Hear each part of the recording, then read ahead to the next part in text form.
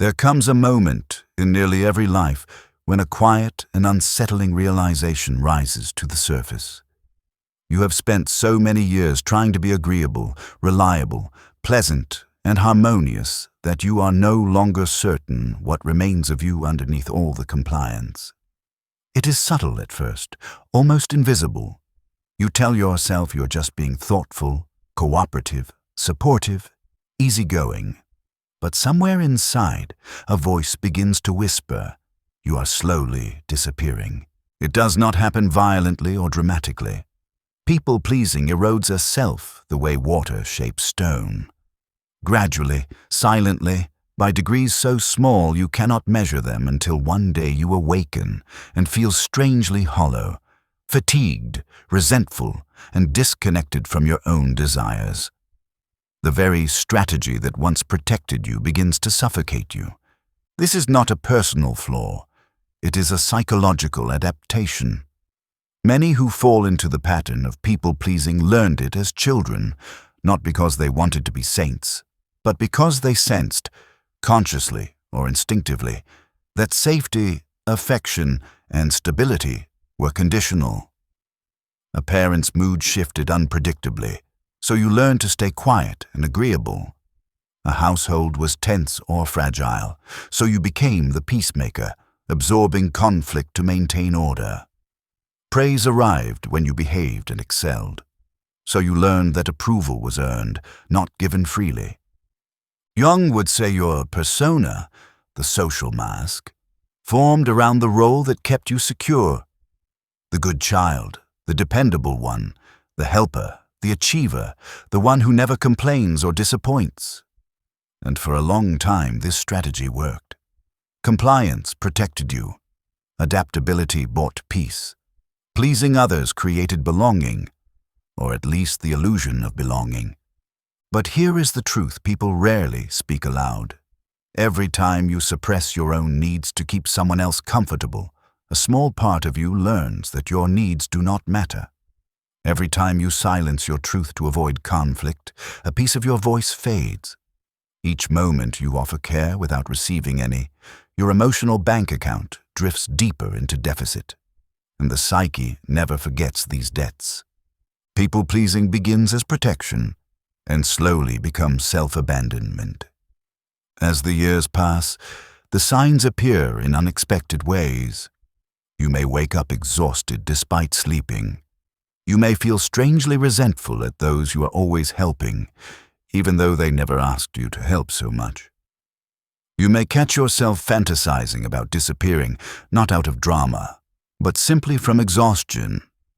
You may experience anxiety in the quiet moments because silence brings you face to face with the truth that you do not know how to exist without performing. You might feel envy toward those who speak freely, who set boundaries, who refuse to shrink. And beneath all of it, a quiet grief grows. Grief for the life you have been shaping around other people instead of shaping from your own center. Jung wrote that nothing is more psychologically dangerous than an unlived life.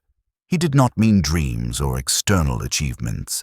He meant the self that remains buried because the persona has taken control. When you consistently choose approval over authenticity, your life stops being something you inhabit and becomes something you perform. And eventually, the soul rebels. Depression, in this sense, is often the psyche refusing to continue participating in a false existence. Anxiety becomes the body's protest against constant self-monitoring. Irritability is the shadow warning that suppressed truth is reaching a breaking point. Fatigue is not laziness, but the weight of years spent holding up a mask that has grown too heavy to sustain. This is not weakness. It is the cost of emotional survival, paid over decades. And here we reach our first turning point. The life you created to avoid rejection now holds you hostage. The people-pleaser fears losing connection, yet the ultimate loss is internal, the loss of connection with oneself. But before we explore how to reclaim the self, we must go deeper into where this pattern originates. For until you see the root, you will mistake the leaves for the tree. If this journey eases something inside you, stay with us. Subscribe, and each step will bring a little more clarity. Thank you. Nobody chooses people-pleasing consciously. It begins with a contract written long before words could explain it. A belief wired into you through emotional conditioning. If I make others happy, I will stay safe. If I do not express need, I will not be rejected. If I behave perfectly, no one will leave me. These are not dramatic conclusions. They are quiet ones. They are shaped by watching a caregiver shut down when you cried, by noticing a parent only softened when you excelled, by learning conflict in the home ended faster when you stayed small and agreeable. A child does not say, "I shall suppress myself to maintain attachment." A child simply senses that love feels more predictable when they disappear a little. And so the child disappears. He becomes helpful instead of honest. She becomes compliant instead of expressive. They become attentive to others' needs, but blind to their own. This approach works until it does not. It creates peace at the cost of authenticity. It protects connection while erasing self-trust. It maintains harmony while quietly severing your inner voice from your outer behavior. As you grow older, this contract becomes invisible and automatic. You move through life orienting yourself around others' emotional states, anticipating needs before they are spoken, absorbing discomfort to prevent conflict, and mistaking over-responsibility for love. You may even feel pride in being the reliable one. But reliability, without boundaries, becomes self-erasure disguised as virtue. And here we come to something crucial. The goal is not to stop caring, it is to stop equating self-neglect with nobility. True care never requires self-betrayal. The psychological damage. Why this slowly kills the soul. The danger of people-pleasing is not merely fatigue or frustration. It is identity loss. When you constantly calibrate your behavior to earn safety, you never develop the inner architecture of authenticity. You become externally referenced, living reactively, not internally driven. Without realizing it, you live as though others hold the authority to decide your value. You suppress anger until it transforms into numbness. You swallow sadness until it becomes apathy. You avoid conflict until you avoid yourself.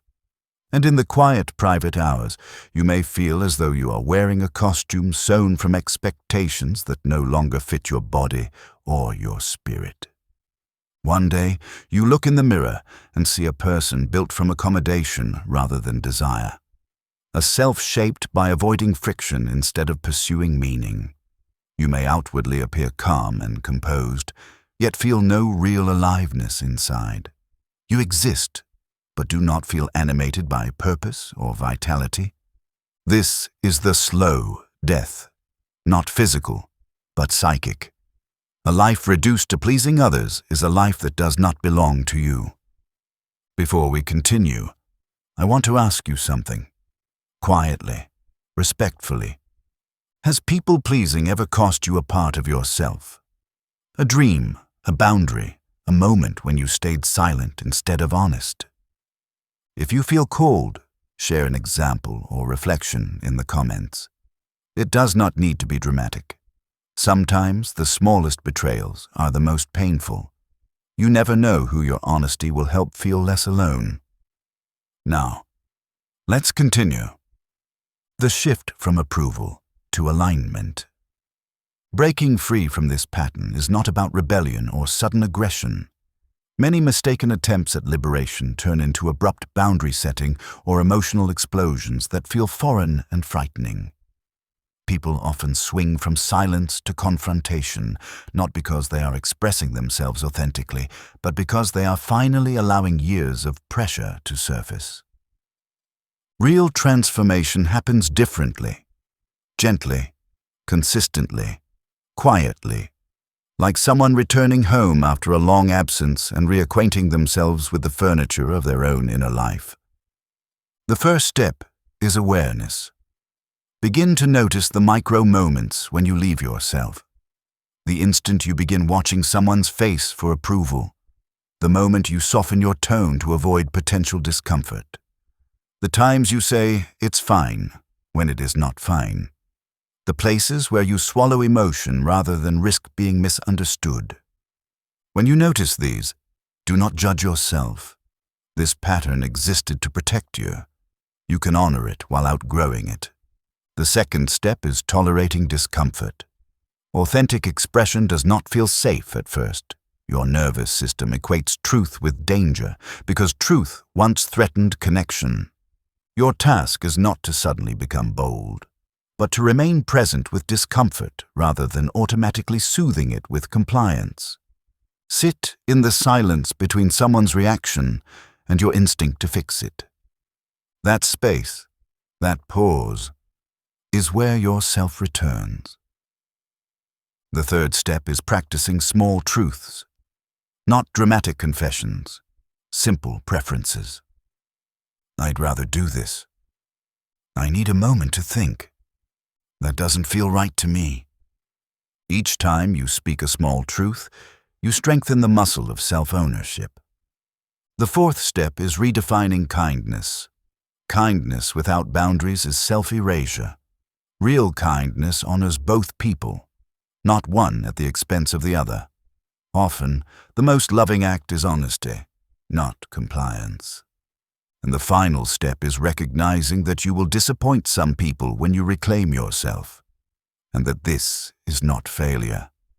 This is grieving the identity that once kept you safe and stepping into the truth that adulthood demands.